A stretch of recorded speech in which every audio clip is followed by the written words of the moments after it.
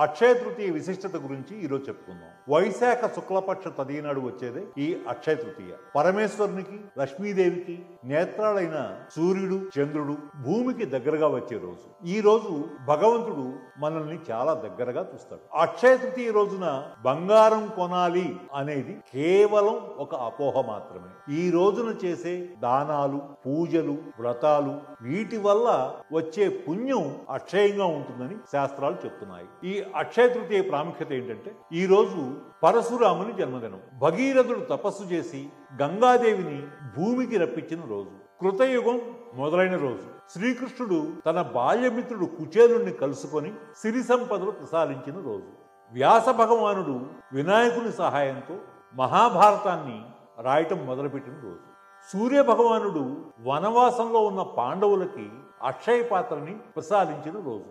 కుబేరుడు పరమేశ్వరుని ప్రార్థించి మహాలక్ష్మితో పాటు సమస్త సంపదలకు సంరక్షకునిగా నియమింపబడ్డ రోజు. ఆదిశంకరులు కనకధారాస్తవాన్ని ప్రజలకు అందించిన రోజు.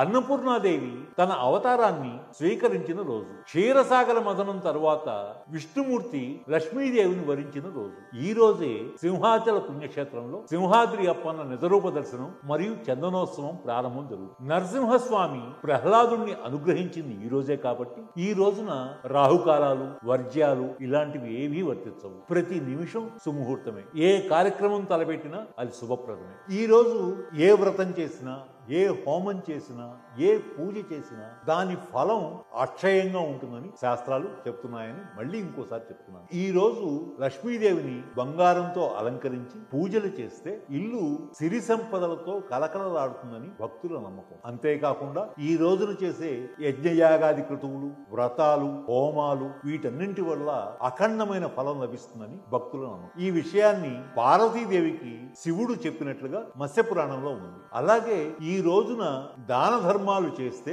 విశేషమైన ఫలం లభిస్తుందని నారద పురాణం చెప్తోంది. ఈ రోజున ఇంట్లో విష్ణు సహస్రనామ పారాయణం చేసుకోవాలి. వస్తే చదువుకోండి, లేదంటే ఆడియో పెట్టుకొని పూర్తిగా వినండి. అక్షయ తృతీయ రోజున లక్ష్మీదేవి పూజ చేసుకొని అందరూ లక్ష్మీదేవి అమ్మవారి అనుగ్రహానికి పాత్రులు కావాలని మనస్ఫూర్తిగా కోరుకుంటున్నాను.